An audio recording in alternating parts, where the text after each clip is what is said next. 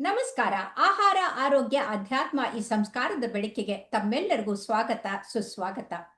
ಇವತ್ತು ವಿಶೇಷ ದಿನ, ವಿಶ್ವ ಟ್ರಾಮಾ ಡೇ. ಅದಕ್ಕೆ ವಿಶಿಷ್ಟವಾದಂಥ ಅತಿ ವಿರಳವಾದಂಥ ಒಬ್ಬ ವ್ಯಕ್ತಿ ಅನ್ನೋಕ್ಕಿಂತ ಶಕ್ತಿ ಅವರು ಡಾಕ್ಟರ್ ಬಾಲಾಜಿ ಪೈ ಅವರು. ವಿಕ್ಟೋರಿಯಾ ಆಸ್ಪತ್ರೆಯಲ್ಲಿ, ಅಂದ್ರೆ ಬೆಂಗಳೂರು ಆಸ್ಪತ್ರೆಯ ಇದರಲ್ಲಿ ಅಡಿಯಲ್ಲಿ, ಬೆಂಗಳೂರು ಮೆಡಿಕಲ್ ಕಾಲೇಜ್ ಅಡಿಯಲ್ಲಿ ಅವರು ಟ್ರಾಮಾ ಸೆಂಟರ್ ಅನ್ನ ಪ್ರಪ್ರಥಮವಾಗಿ ಪ್ರಾರಂಭಿಸಿ ಅದನ್ನ ವಿಶ್ವ ಮಟ್ಟಕ್ಕೆ ತಗೊಂಡು ಹೋದಂಥವ್ರು. ಹಾಗಾಗಿ ಇವತ್ತು ಅವರನ್ನ ಬರ್ಮಾಡ್ಕೊಳ್ಳೋಣ. ನಮಸ್ಕಾರ ಬಾಲಾಜಿ ಅವರೇ. ನಮಸ್ಕಾರ ಎಲ್ಲರಿಗೂ. ಡಾಕ್ಟರ್ ವಿಜಯಲಕ್ಷ್ಮಿ ಅವರೇ, ನಮ್ಮ ಆಡಿಯನ್ಸ್ಗೆ ಎಲ್ಲ ನನ್ನ ನಮಸ್ಕಾರ. ಧನ್ಯವಾದಗಳು ಸರ್. ನನ್ಗೆ ಇದು ತುಂಬಾ ಟ್ರಾಮಾ ಜನರಲಿ ನೀವು ನೋಡಿದ್ರೆ ಅಫೆಕ್ಟ್ ಆಗೋದು ಅಂದ್ರೆ ಜನಗಳು ಯಾರು ದುಡಿತಾ ಅಫೆಕ್ಟ್ ಆಗುತ್ತೆ. ಅದರಿಂದ ಪೂರ್ತಿ ಪರಿವಾರಕ್ಕೇನೆ ಒಂದು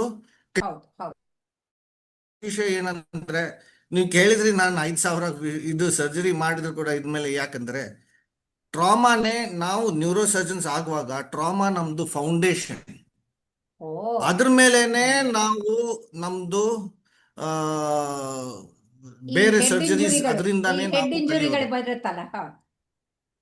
ಅದರಿಂದ ನಾವು ಫಸ್ಟ್ ಕಲಿಯೋದು ಅಲ್ಲಿಂದ. ಸೊ ಈಗ ಕಾರ್ಡಿಯಾಲಜಿಸ್ಟ್ ಫಸ್ಟ್ ಕಲಿಯೋದು ಏನು? ಕಾರೋನರಿ ಆಂಜಿಯೋಗ್ರಾಮ್. ಅದಾದ್ಮೇಲೆನೆ ನಿಮ್ದು ಆಂಜಿಯೋಪ್ಲಾಸ್ಟಿ, ವಾಲ್ವ್ ರಿಪ್ಲೇಸ್ಮೆಂಟ್ ಎಲ್ಲ ಬರ್ಬೋದು. ಬಟ್ ಫಸ್ಟ್ ಆಂಜಿಯೋಗ್ರಾಮ್ ಮಾಡಕ್ ಅದೇ ತರ ನಮ್ಗೆ ಫಸ್ಟ್ ಸ್ಟೆಪ್ ಫೌಂಡೇಶನ್ ಇದು ಟ್ರಾಮಾನೇ. ಸೊ ಯಾವಾಗಲೂ ನನ್ಗೆ ಇದು ಟ್ರಾಮಾ ಅಂದ್ರೆ ಒಂದು ಇಷ್ಟನೂ ಇದೆ, ಒಂದು ಕರ್ತವ್ಯನೂ ಇದೆ. ಹೌದು ಹೌದು ಹೌದು ಹೌದು. ಅಲ್ಲ, ನೀವು ಇಷ್ಟ ಕಷ್ಟ ಅಂತಂದ್ರೆ, ಆದ್ರೆ ಆ ಜನರ ಕಷ್ಟವನ್ನ ಇಷ್ಟಪಟ್ಟು ನೀವು ದೂರ ಮಾಡ್ತಾ ಇದ್ದೀರಿ. ಯಾಕಂತಂದ್ರೆ ಒಬ್ಬ ವ್ಯಕ್ತಿ ಊನಾಗಿ ಮನೆಯಲ್ಲಿ ಮೂಲೆ ಗುಂಪಾಗಿ ಮಲ್ಗೋದ್ರ ಬದಲು ನಿಮ್ಮ ಹತ್ರ ಟ್ರೀಟ್ಮೆಂಟ್ ತಗೊಂಡು ಅವ್ರು ಮತ್ತೆ ಕೆಲ್ಸಕ್ಕೆ ಹೋಗುವಾಗಾದ್ರೆ ಅವರ ಇಡೀ ಕುಟುಂಬಕ್ಕೆ ಒಂದು ಆಸರೆಯನ್ನ ಕೊಟ್ಟ ಹಾಗೆ ನೀವು ಅಲ್ವಾ? ಹಾಗಾಗಿ ಒಂದು ದೇವರ ಕೆಲಸವನ್ನ ಮಾಡ್ತಾ ಇರೋದು. ಈಗ ನಿಮ್ಮ ಟ್ರಾಮಾ ಸೆಂಟರ್ ಪ್ರಾರಂಭ ಮಾಡಿದಾಗ ಇಲ್ಲಿವರೆಗೂ ಬೆಳೆದು ಬಂದಿದ್ದು ಅದು ಹೇಗೆ, ಎಷ್ಟು ಮಟ್ಟಿಗೆ? ನನ್ನ ಟ್ರಾಮಾ ಸೆಂಟರ್ ಹುಟ್ಟಿ ಬೆಳೆದಿದ್ದು, ಈ ಪರಿಸ್ಥಿತಿಗೆ ಬಂದಿದ್ದು ಮಾತಾಡಿದ್ರೆ ಅದು ಒಂದ್ ದಿವಸನೇ ಆಗ್ಬಿಡುವುದು. ಸಂಕ್ಷೇಪನಲ್ಲಿ ಹೇಳ್ಬಹುದು ನಾನು. ಏನಂದ್ರೆ ಅದು ಈ ಸಂಸ್ಥೆ ಶುರು ಮಾಡಿದ್ದು 2006 ನಲ್ಲಿ, 2006ನಲ್ಲಿ ಶುರು ಆಗಿತ್ತು. 2009ನಲ್ಲಿ ಮುಗೀತು. 2009 ಅಂದ್ರೆ ನೀವು ನನಗಿಂತ ಚಿಕ್ಕವರು. ನಾನು ಪೀಡಿಯಾಟ್ರಿಕ್ ಕಾರ್ಡಿಯಾಲಜಿ 1998ರಲ್ಲಿ ಪ್ರಾರಂಭ ಮಾಡಿದೆ. ಹಾಗಾಗಿ ನೀವು ನನಗಿಂತ ಚಿಕ್ಕವರು ಅಂತ. ಇದು ಮಾಡಿದ್ದು 2006 ನಲ್ಲಿ ಶುರು ಮಾಡಿದ್ರು, ಕಂಪ್ಲೀಟ್ ಆಯ್ತು 2009 ನಲ್ಲಿ. ಬಟ್ 2009 ಇಂದ 2015 6 ವರ್ಷ 7 ವರ್ಷ ಇದು ಉಪಯೋಗಕ್ಕೆ ಬಂದಿರಲಿಲ್ಲ, ಖಾಲಿ ಆಗಿತ್ತು. ಯಾರು ಆಕ್ಯುಪೈ ಮಾಡಿರ್ಲಿಲ್ಲ. ತಗೊಂಡೆ ನಾನು, ಒಂದು ಚಾಲೆಂಜ್ ಆಗಿ ತಗೊಂಡು ನಾವು ನಮ್ದು ಟೀಮ್ ಜೊತೆಗೆ ವಿತಿನ್ 4 months ನಾವು ಸ್ಟಾರ್ಟ್ ಮಾಡಿದ್ವಿ. ಆದ್ರಿಂದ ನಾವು ಯಾವಾಗ್ಲೂ ಹಿಂದೆಗಡೆ ನೋಡಿಲ್ಲ. ಅಲ್ಲಿಂದ ಮೇಲೆ ಮೇಲೆ ಮೇಲೆ ಹೋಗ್ತಾ ಇದ್ವಿ. 2016 ಮೇ ನಲ್ಲಿ ಉದ್ಘಾಟನೆ ಮಾಡಿದ್ರು. ಅಂಡ್ ಉದ್ಘಾಟನೆ ಆದ್ಮೇಲೆ ಈಗ ಆಲ್ಮೋಸ್ಟ್ 2029 ವರ್ಷ ಆಗ್ತಾ ಇದೆ. ನಮ್ಗೆ 2 ಸತಿ. ನಿಮಗೆ ಆವಾಗ ಎಷ್ಟು ಜನ ಪೇಷಂಟ್ಸ್ ಇದ್ರು, ಈಗ ಎಷ್ಟು ಜನ ಪೇಷಂಟ್ಸ್ ಇದ್ದಾರೆ ಅದನ್ನ ತಿಳಿಸಿ ಸರ್. ಯಾವಾಗ್ಲೂ ಯಾವ್ಯಾವ ತರದ್ದು ಟ್ರೀಟ್ಮೆಂಟ್ ಗಳನ್ನ ಕೊಡ್ತಾ ಇದ್ದೀರಿ? ಹೆಡ್ ಇಂಜುರಿಗಾಯ್ತು, ಫ್ರಾಕ್ಚರ್ಗಾಯ್ತು, ಅದನ್ನ ತಿಳಿಸಿ ಸರ್. ಈಗ ನಮ್ದು ಬರುವಾಗ ನಮ್ಗೆ ಆವಾಗ್ಲೂ ಈಗನು ಪೇಷಂಟ್ಸ್ ಸ್ಟಾರ್ಟ್ ಮಾಡುವಾಗನೇ ಸ್ವಲ್ಪ ಕಮ್ಮಿ ಬಂತು. ಈಗ ತುಂಬಾ ಜಾಸ್ತಿ ಆಗಿದೆ. ಈಗ ಸ್ಟಾಟಿಸ್ಟಿಕ್ಸ್ ತಗೊಂಡ್ರೆ ನಮ್ಗೆ ದಿನಕ್ಕೆ ಒಂದು 60 ಅಡ್ಮಿಷನ್ ಬರುತ್ತೆ. ಒಂದು ತಿಂಗಳಿಗೆ 2,000 ಅಡ್ಮಿಷನ್ ಅಂಡ್ ಒಂದು 5,000 to 6,000 OPD ಪೇಷಂಟ್ಸ್ ಬರ್ತವೆ. ಬಟ್ ನಮ್ದು ಫೆಸಿಲಿಟಿ, ನಂದು ಹೈಲೈಟ್ ಏನಂದ್ರೆ ನಮ್ಗೆ 36 ಬೆಡೆಡ್ ICU ಇದೆ. ತುಂಬಾ ಆಧುನಿಕವಾಗಿರೋದು ICU ಇದೆ. ಅಂಡ್ ನೀವು ಆಶ್ಚರ್ಯ ಪಡಬಹುದು, ಆ ಎಲ್ಲಾ ಕಡೆನೂ ಒಂದು 36 ಬೆಡ್ ICU ಇದ್ರೆ ಒಂದು 10-20 ವೆಂಟಿಲೇಟರ್ ಇರಬಹುದು. ನಮ್ಗೆ 36 ಬೆಡ್ಗೆ 40 ವೆಂಟಿಲೇಟರ್ ಇದೆ. ಅಂದ್ರೆ 4 ನಾನು ಎಕ್ಸ್ಟ್ರಾ ಇಟ್ಟಿದ್ದೀನಿ. ಅಷ್ಟು 40 ವೆಂಟಿಲೇಟರ್ ಇದ್ರು ಕೂಡ ಬೆಡ್ ಸಾಲದಿಲ್ಲ. ಯಾಕಂದ್ರೆ ನಾನೇ ನಿಮಗೆ ಫೋನ್ ಮಾಡ್ಬಿಟ್ಟು ಹೊರಗಡೆ ಪೇಷಂಟ್ಗೆ ಅಲ್ಲಿ ಖರ್ಚಾಗಿಲ್ಲ ಅಂತ ಹೇಳಿದಾಗ ನಿಮಗೆ ನಾನೇ ಕೇಳ್ಕೊಂಡಿದ್ದೆ, ಬೆಡ್ ಇಲ್ಲ ಅಂದ್ರೂ ಕೂಡ ಮಾಡಿಕೊಟ್ಟಿದ್ರಿ. ಹಾಗಾಗಿ ಇದು ಬೆಡ್ಡಿನ ಅಭಾವ ಇದ್ದೇ ಇರುತ್ತೆ. ಆದ್ರೆ ನೀವು ಕೊಡುವಂತ ಚಿಕಿತ್ಸೆ ಅತ್ಯಂತ ಉತ್ತಮವಾದಂತದ್ದು. ಅದು ಯಾವ್ಯಾವ ಟೆಕ್ನಿಕ್ಗಳು ಯಾವ್ಯಾವ್ದಿದೆ, ಆಮೇಲೆ ಯಾವ್ಯಾವ ಇದಕ್ಕೆ ನೀವು ಚಿಕಿತ್ಸೆ ಕೊಡ್ತೀರಿ ತಿಳಿಸಿ ಸರ್. ಫಸ್ಟ್ ನಮ್ದು ಕಾನ್ಸಂಟ್ರೇಷನ್ ಇರೋದು ಟ್ರಾಮಾನಲ್ಲಿ. ಎಮರ್ಜೆನ್ಸಿ ಕೇಸಸ್ ತಗೊಳ್ತಾ ಇದೀವಿ, ಬಟ್ ಟ್ರಾಮಾ ನಮ್ದು ಮೇನ್ ಫೋಕಸ್. ನಮ್ದು ಕೋರ್ ಕಾಂಪಿಟೆನ್ಸಿ ಬಂದು ಟ್ರಾಮಾ. ಸೊ ಅದ್ರಲ್ಲಿ ಬರುವಾಗ ಐ ಸ್ಟಾರ್ಟ್ ಫ್ರಮ್ ನಾನು ಕೆಳಗಡೆಯಿಂದ ಸ್ಟಾರ್ಟ್ ಮಾಡ್ತೇನೆ. ಅಂದ್ರೆ ಬಂದ ತಕ್ಷಣ ಕ್ಯಾಶುಯಾಲಿಟಿಲಿ ಬರ್ತಾರೆ. ಅದಾದ್ಮೇಲೆ ನಮ್ಗೆ ಎಲ್ಲ ಇನ್ವೆಸ್ಟಿಗೇಷನ್ಸ್ ಮಾಡಕ್ಕೆ, ಟೆಸ್ಟ್ ಮಾಡಕ್ಕೆ ಎಲ್ಲ ಫೆಸಿಲಿಟೀಸ್ ಇದಾವೆ, ಇನ್ಕ್ಲೂಡಿಂಗ್ ಅಲ್ಟ್ರಾಸೌಂಡ್, CT ಸ್ಕ್ಯಾನ್, ಈಗ MRI ಕೂಡ ಬರ್ತಾ ಇದೆ. ಅದಾದ್ಮೇಲೆ ನಮ್ಗೆ ಇದು ICU ಬೆಡ್ಸ್ ಇದ್ವಿ. ನಾನು ಹೇಳಿದ 36, 4 OTs ಇದ್ವಿ. ಅದ್ನಲ್ಲಿ ಒಂದು OT ಆರ್ಥೋಪೆಡಿಕ್ಸ್, ಒಂದು OT ನ್ಯೂರೋ, ಒಂದು OT ಜನರಲ್ ಸರ್ಜರಿ ಅಂಡ್ ಇನ್ನೊಂದು OT ಆರ್ಥೋ ಪ್ಲಸ್ ಪ್ಲಾಸ್ಟಿಕ್ ಅಂತ. ಅಂಡ್ 3 ನಮ್ಗೆ ಇದು ಇದಾವೆ ಮೈನರ್ OTs. ಅದಾದ್ಮೇಲೆ ಅಬೌಟ್ 120 ಬೆಡ್ಸ್ ಇದೀವಿ. ಇದು ಬಿಟ್ಟು ಯಾವುದು ICU ಬಿಟ್ಟು. ಅಂಡ್ ನಾನು ಸಂತೋಷ ಪಡ್ತಾ ಇದ್ದೇನೆ, ಒಂದು ದೊಡ್ಡ ಆಡಿಟೋರಿಯಂ ಇದೆ. ಅದು ನನ್ನ ಹೀರೋ ಮೇಲೆ ಹೆಸರು ಇಟ್ಟಿದ್ದೇನೆ, ಡಾಕ್ಟರ್ ಅಬ್ದುಲ್ ಕಲಾಂ ಆಡಿಟೋರಿಯಂ ಅಂತ. ಅದು ಇದೆ. ಅಂಡ್ ಜೊತೆಗೆ ಇಡೀ ದೇಶದಲ್ಲಿ ನಾನು ಹೇಳ್ಬೋದು, ಇದು almost largest trauma care centre ಇಡೀ ದೇಶದಲ್ಲಿ. ಅಂಡ್ ಇಡೀ ದೇಶದಲ್ಲಿ ಯಾವುದು ಟ್ರಾಮಾ ಕೇರ್ ಸೆಂಟರ್ ನಲ್ಲಿ ಕ್ಯಾತ್ ಲ್ಯಾಬ್ ಇಲ್ಲ ಮೇಡಮ್. ನಮ್ಗೆ ಕ್ಯಾತ್ ಲ್ಯಾಬ್ ಇದೆ. ಸೊ ಇದು ನಿಮ್ಗೆ ತುಂಬಾ ಇಂಟ್ರೆಸ್ಟ್ ಇರಬಹುದು, ಇರುತ್ತೆ. BSc ಕ್ಯಾತ್ ಲ್ಯಾಬ್ನು ಬಂದಿದೆ. ಸೊ ಇದು ನಮ್ಮ ದೇಶದಲ್ಲಿ only trauma centre with cath lab also. So ಯಾವ ತರನು ಎಮರ್ಜೆನ್ಸಿ ನಾವು ಈ ಕ್ಯಾತ್ ಲ್ಯಾಬ್ ಅಲ್ಲಿ ನೀವು ಯಾವ ತರದ್ದು ಪ್ರೊಸೀಜರ್ ಮಾಡ್ತಾರೆ ಸರ್? ನಾವು cardiac procedure is our focus. ಅದಾದ್ಮೇಲೆ ಇಂಟರ್ವೆನ್ಷನಲ್ ರೇಡಿಯಾಲಜಿ ಪ್ರೊಸೀಜರ್ಸ್ ಮಾಡ್ತೀವಿ. And interventional neuro radiology procedures ಕೂಡ ಮಾಡ್ತೀವಿ. ಲೈಕ್ ಬ್ರೈನ್ ಆಂಜಿಯೋಗ್ರಾಮ್, ಬ್ರೈನ್ ಬೇರೆ ಕಡೆಗೆ ಇಲ್ಲ ಅದು. ಹೌದು, ಇಲ್ಲ. ಸೊ ಇದೆಲ್ಲ ನಾವು ಮಾಡ್ಬೋದು. ಸ್ಟ್ರೋಕ್ ಪ್ರೋಟೋಕಾಲ್ಸ್, ಸ್ಟ್ರೋಕ್ ಇಂಟರ್ವೆನ್ಷನ್ಸ್ ಎಲ್ಲ ಮಾಡ್ಬೋದು ನಾವು. ಅದಕ್ಕೋಸ್ಕರ ನಾನು ಇದೆಲ್ಲ ವ್ಯವಸ್ಥೆಗಳು ಮಾಡಿದೀವಿ. ಲಾಸ್ಟ್ ಒಂದು MRI, ಅದು 1 ತಿಂಗಳಿನಲ್ಲಿ ಆ MRI ಬಂದ್ಬಿಡುತ್ತೆ. Okay okay okay. ಅಂದರೆ ಇಷ್ಟು ಸುಸಜ್ಜಿತವಾದಂತ ಸರ್ಕಾರಿ ಆಸ್ಪತ್ರೆ, ಅದು ವಿಕ್ಟೋರಿಯಾ ಹಾಸ್ಪಿಟಲ್ ಕ್ಯಾಂಪಸ್ ಅಲ್ಲಿ ಟ್ರಾಮಾ ಸೆಂಟರ್ ಇರೋದು, ಅದು 40 ವೆಂಟಿಲೇಟರ್ ಇಟ್ಕೊಂಡು ಕ್ಯಾತ್ ಲ್ಯಾಬ್, ರೇಡಿಯೋಲಜಿ ಎಲ್ಲನೂ ಇರೋದು ಅತಿ ವಿಶೇಷ ಮತ್ತೆ ವಿರಳ. ಬಹುಶಃ ದೇಶಕ್ಕೆ ಇದು ಪ್ರಥಮ ಸೆಂಟರ್ ಅಂತ ನಾನು ಅನ್ಕೊಂಡಿದ್ದೀನಿ. ಹೌದಾ ಸರ್? ಹೌದು ಮೇಡಮ್, ಹೇಳ್ಬಹುದು. ಇದು ದೇಶಕ್ಕೆ ಒಂದು ಟ್ರಾಮಾ ಸೆಂಟರ್ ಆಗಿ ಒಂದು ಉದಾಹರಣೆ ತಗೋಬಹುದು ಇದು. ಅಂಡ್ ನಾನು ಇದೇ ತರ ಒಂದು ಚಿಕ್ಕದು, ಇದು 200 ಬೆಡ್ ಅಂದ್ರೆ ಅದು 100 ಬೆಡ್ ನಾನು ಗುಲ್ಬರ್ಗಾನಲ್ಲಿ ಸ್ಟಾರ್ಟ್ ಮಾಡಿದ್ದೇನೆ. ಅಲ್ಲಿ ಜಯದೇವ ತರ ನೀವು ಬ್ರಾಂಚ್ ಮಾಡ್ತಾ ಅದೇ ಜೊತೆಗೆ ಮಾಡಿದ್ವಿ ನಾವು. ಜಯದೇವಾಗೆ ನಾನು ಬೀಟ್ ಮಾಡಿದೆ, ಬೇಗ ಮಾಡ್ಬಿಟ್ಟು. ಸರಿ ಸರಿ. ಅದು ಮಾತ್ರ ಅಲ್ಲ, ರಾಯಚೂರಿನಲ್ಲಿ ಶುರು ಮಾಡಿದ್ದೇನೆ, ಅಲ್ಲಿನೂ ಟ್ರಾಮಾ ಕೇರ್ ಸೆಂಟರ್. ಸೊ ನನ್ಗೆ ಪ್ರಕಾರ ನಮ್ಮ ಸಚಿವರು ನಮ್ಗೆ ತುಂಬಾ ಸಪೋರ್ಟ್ ಮಾಡಿದ್ದಾರೆ. ಅವ್ರದ್ದು ಫಿಲಾಸಫಿ ಏನಂದ್ರೆ, ಟ್ರಾಮಾ ನಾನು ಹೇಳಿದೆ ಅಲ್ವಾ, it is a big killer. And ಅದು ಕಿಲ್ಲರ್ ಮಾತ್ರ ಅಲ್ಲ, ಇಡೀ ಪರಿವಾರಕ್ಕೇನೆ ನಷ್ಟ ಮಾಡೋದು ಒಂದು ಪರಿಸ್ಥಿತಿ ಬಂದ್ಬಿಡುತ್ತೆ. ಸೊ ಇದರಿಂದ ನಾವು ಇದು ಎಲ್ಲ ಡಿಸ್ಟ್ರಿಕ್ಟ್ ಹಾಸ್ಪಿಟಲ್ ಡಿಸ್ಟ್ರಿಕ್ಟ್ಸ್ ನಲ್ಲಿ ಟ್ರಾಮಾ ಕೇರ್ ಸೆಂಟರ್ ಇರ್ಬೇಕಂತ ನಮ್ದು ಒಂದು ಸರ್. ಈಗ ಆಕ್ಸಿಡೆಂಟೇ ಆಯ್ತು, ಟ್ರಾಮಾನೇ ಆಯ್ತು, ಅಥವಾ ಸ್ಟ್ರೋಕ್ ಆಯ್ತು, ಯಾವುದೇ ಆದ್ರೂ ಕೂಡ ಫಿಸಿಯೋಥೆರಪಿ ಬಹಳ ಮುಖ್ಯ ಆಗತ್ತೆ. ನಿಮ್ಮಲ್ಲಿ ಫಿಸಿಯೋಥೆರಪಿದು ಫೆಸಿಲಿಟಿ ಹೇಗಿದೆ ಸರ್?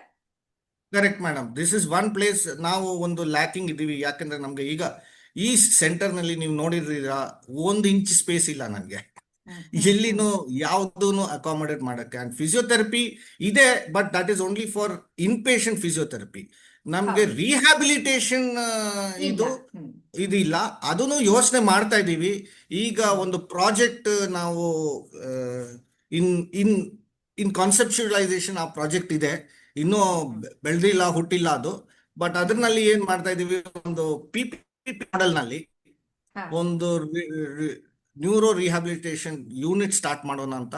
ಯಾಕಂದ್ರೆ ಒಂದು ಮೇಡ್ ಇನ್ ಇಂಡಿಯಾ ಒಂದು ರೋಬೋಟಿಕ್ ಇದು ಬಂದಿದೆ ಫಾರ್ ಪ್ಯಾರಾಪ್ಲಿಜಿಕ್ಸ್, ಹಿಮಿಪ್ಲಿಜಿಕ್ಸ್ಗೆ ನಡೆಯಕ್ಕೆ. ಸೊ ಅದನ್ನು ಇನ್ಕಾರ್ಪೊರೇಟ್ ಮಾಡಿದ್ರೆ ಒಂದು PPP ಮಾಡೆಲ್ ನಲ್ಲಿ ಮಾಡೋಣ ಅಂತ ಇದೀವಿ.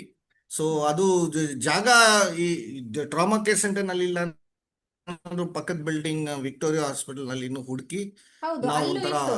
ಅದು ನಮ್ಮ ಸ್ಟಾರ್ಟ್ ಮಾಡೋಣ ಪಿ ಅಂತ ಎಂ ಎಸ್ ಎಸ್ ನಲ್ಲಿ ನಿಮ್ದೊಂದು ಸೆಂಟರ್ ಇತ್ತು ಫಿಸಿಯೋಥೆರಪಿದು. ಯಾಕಂದ್ರೆ ನಾನು ಅಲ್ಲಿ ಇದೆ. ಕಾರ್ಡಿಯಾಲಜಿ ಅಲ್ಲಿ ಇದ್ದಾಗ ನೋಡ್ತಾ ನಾನು ಇದ್ದೆ, ಅಲ್ಲಿ ಅಲ್ಲಿ ನಾವು ಮಾಡ್ತಾ ನಾನ್ ಇದ್ರು. ಟ್ರಾಮಾ ಕೇಸಸ್ ಅಲ್ಲಿ ಮಾಡ್ತೀವಿ. ಹೌದು ನಾನ್ ಟ್ರಾಮಾ ಹೌದು ಹೌದು, ಕೇಸಸ್ PMSSY ನಲ್ಲಿ, ಟ್ರಾಮಾ ಕೇಸಸ್ ಇಲ್ಲಿ ಮಾಡ್ತಾ ಇದ್ದೀವಿ.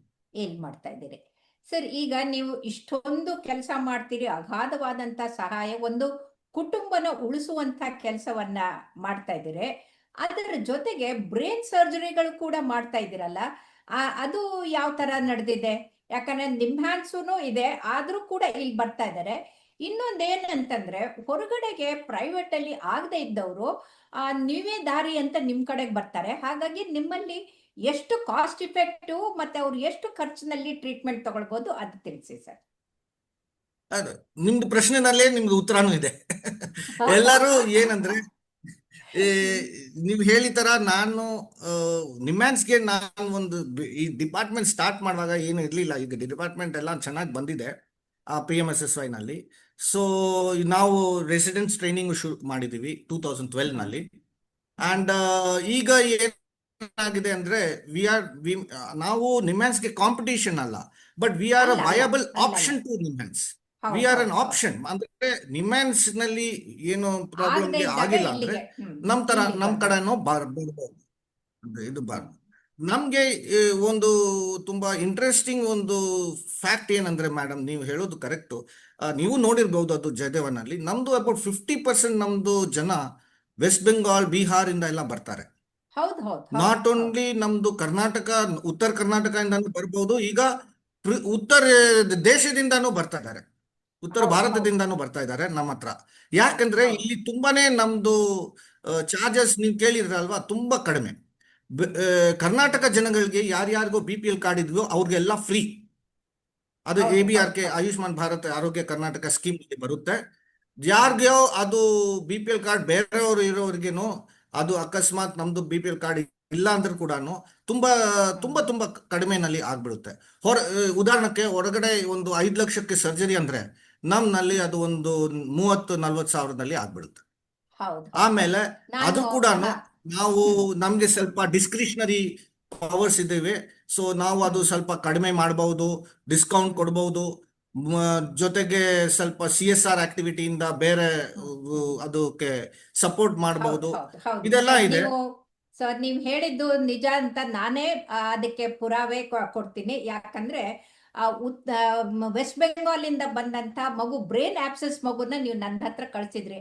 ಅದಕ್ಕೆ ಟೆಟ್ರಾಲಜಿ ಆಫ್ ಫ್ಯಾಲೋ ಇತ್ತು, ಪೂರ್ತಿ ಬ್ಲೂ ಇತ್ತು. ಆ ಮಗುಗೆ ನಾನು ಬಲೂನ್ ಡೈಲೆಟೇಷನ್ ಮಾಡಿ ಆ ಸೈನೋಸಿಸ್ ಕಡಿಮೆ ಮಾಡಿ ಇದಕ್ಕೆ ಆಪರೇಷನ್ಗೆ ಫಿಟ್ ಮಾಡಿದ್ದೆ. ಒಬ್ರು ಸ್ವಾಮೀಜಿ ಅವ್ರು ಕಳಿಸಿದ್ರು, ಬ್ರೇನ್ ಟ್ಯೂಮರ್ನ ನಿಮ್ಮ ಹತ್ರ ಕಳಿಸಿದ್ದೆ, ಪೂರ್ತಿ ಸರಿಯಾಗಿ ಹೋದ್ರು. ಹಾಗಾಗಿ ನೀವು ಅದ್ಭುತವಾದಂತ ಕೆಲಸ ಮಾಡ್ತಾ ಇದ್ದೀರಿ. ಈ ಟ್ರಾಮಾ ದಿನದಂದು ನೀವು ಮೇಡಮ್ ಆ ತರ ಇಷ್ಟೊಂದು ಹೇಳ್ಬಿಡಿ. ತಿಳಿಸ್ಕೊಟ್ಟಿದ್ದಕ್ಕೆ ತುಂಬಾ ತುಂಬಾ ನೀವು ಧನ್ಯವಾದಗಳು ದೊಡ್ಡವರು, ಸರ್. ದೊಡ್ಡವರು ನಮಸ್ಕಾರ. ನಮ್ಗೆ ಆಶೀರ್ವಾದ ಕೊಡಬೇಕು. ನಮ್ಮ ಮೇಲೆ, ನಮ್ಮ ಮುಂದ್ಗಡೆ ಕೈ ಮುಗಿಬಾರ್ದು ಪ್ಲೀಸ್. ಇಲ್ಲ, ಧನ್ಯವಾದಗಳು ಸರ್. ನಮಸ್ಕಾರ. ನಮಸ್ಕಾರ. ವೆಲ್ಕಮ್ ಟು ಆಹಾರ ಆರೋಗ್ಯ ಅಧ್ಯಾತ್ಮ, ದ ಲೈಟ್ ಆಫ್ ಸಂಸ್ಕಾರ. Today is the World Trauma Day.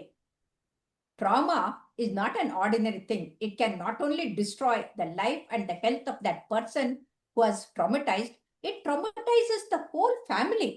Because the whole family is depending on the person, the breadwinner, and that is the one which is, we have none other than Dr. Balaji Pai, who is a neurosurgeon but also has done masters in the hospital. He is the who has started the trauma center in Victoria, and it has become that people